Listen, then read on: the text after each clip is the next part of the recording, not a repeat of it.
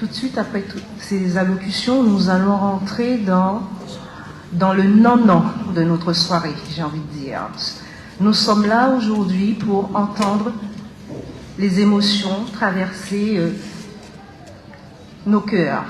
Et pour cela, nous avons l'honneur de recevoir celle qui nous vient de la Martinique. Elle s'appelle Suzanne Dracius. Elle est professeure de lettres classiques. Elle a étudié à la Sorbonne, enseigné à Paris, à l'Université des Antilles, et aussi à University of Georgia et Ohio University en Amérique en tant que visiting professor. Elle a publié plusieurs œuvres qui ont été traduites en plusieurs langues, dont l'italien, l'espagnol, l'anglais.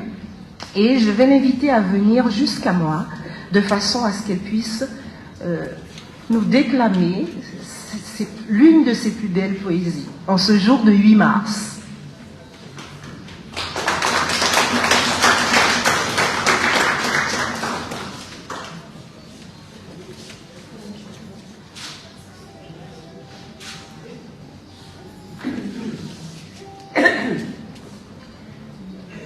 Effectivement, en ce 8 mars, je ne peux manquer de rappeler que nous sommes la journée internationale des droits des femmes et que parmi les droits des femmes, le droit peut-être le plus vital, c'est de pouvoir quitter un homme, quitter les hommes dont on ne veut plus, quitter les compagnons dont on ne veut plus, sans risquer d'être victime d'un féminicide.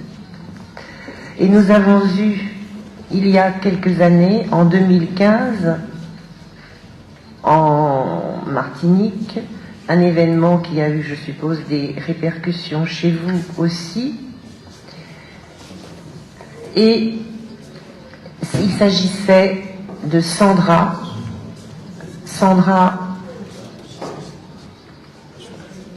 qu'est-ce qui se passe? Attendez, je me trompe de page. Voilà. Sandra Cadet-Petit, donc je dédie bien sûr ce poème à Sandra Cadet-Petit, qui en 2015 a été brûlée vive par son ancien compagnon qui ne supportait pas la rupture. Et lorsque donc cet individu a été jugé, la Cour n'a pas retenu la préméditation. C'est pourquoi j'ai écrit ce poème aux cendres de Sandra. Ce bougla a acheté un briquet. Cependant, il ne fumait pas. Sandra, il songeait à Sandra, son éternelle cigarette pointant au bout de ses longs doigts. Il a voulu acheter de l'essence avec son petit bidon, pourtant il n'était pas en panne. La veille, il avait fait le plein. Il était plein de Sandra. Sandra, il pensait à Sandra et à sa petite Corsa. Au fond, Sandra, il l'aimait bien. La Corsa, c'était même lui qui la lui avait payée. La circulation était dense, lui offrant la possibilité de ressasser. Il voulut éteindre l'autoradio qui le bassinait de chansons d'amour, de Nevermore et de toujours, se battit avec les commodos. Il n'écouta plus la musique, m'en plaint et pille, devint son seul leitmotiv. La première station était fermée. Il a eu le temps de réfléchir. Il n'avait en tête que Sandra. Il a fait deux stations-service, dans le serein du jour levant. On a essayé une troisième, c'était ouvert. Pendant qu'il faisait la queue, Il avait encore le loisir de méditer. Sandra occupait ses pensées. Quand un gars, cigarette brandie, lui a demandé du feu, il l'a repoussé violemment. A ruminé. Non, je ne fume pas. Le pauvre type lui a répondu, tu as raison, fumer tue.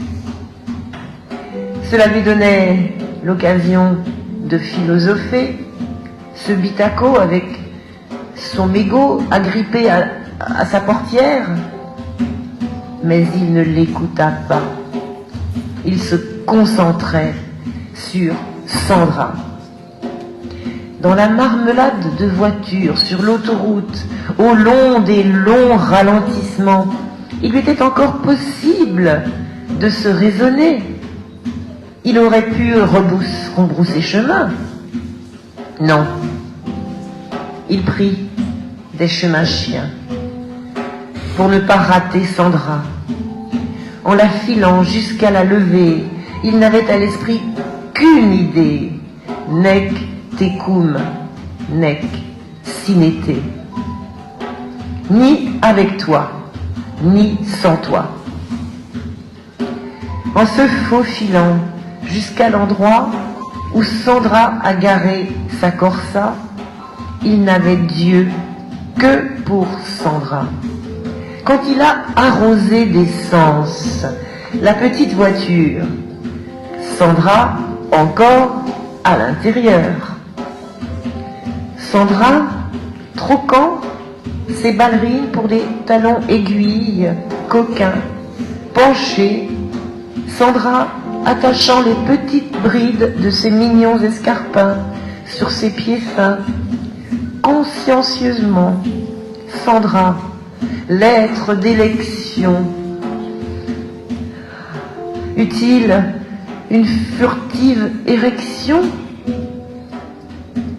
Alors, il eût pu hésiter.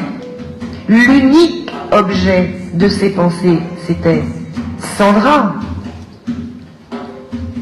Sandra qui ne voulait plus de lui. Mais quand il a sorti le briquet du fond de sa poche, difficultueusement, lentement, parce qu'il se prenait dans le tissu, s'étant palpé tout le corps, parce qu'il ne se souvenait plus dans quelle poche il l'avait foutu, sa main trembla-t-elle alors? Quand il jura, patatsa, quand le briquet neuf s'est enrayé, parce qu'il ne savait pas s'en servir, il eut d'interminables secondes pour réfléchir. Il pouvait encore renoncer. Pendant qu'il secouait le briquet qui ne voulait pas s'allumer parce qu'il n'avait pas l'habitude, il a eu le temps de changer d'avis. Et quand il y a mis le feu, a-t-il croisé son regard, ne serait-ce qu'un fugace instant? Combien de temps ce bougre-là l'a-t-il regardé brûler dans l'habitacle? Il était trop tard pour réfléchir, mais il pouvait se ressaisir. En un ultime revirement, a-t-il tenté de la secourir, de la rejoindre dans son embrasement, en un suprême embrassement? Sandra, elle s'appelait Sandra. Lorsqu'il l'a consumé des feux de son faux amour criminel, a-t-il regardé son visage? L'unique objet de ses pensées, c'était Sandra. Réduire en cendres Sandra, comme on réduit en esclavage. Merci.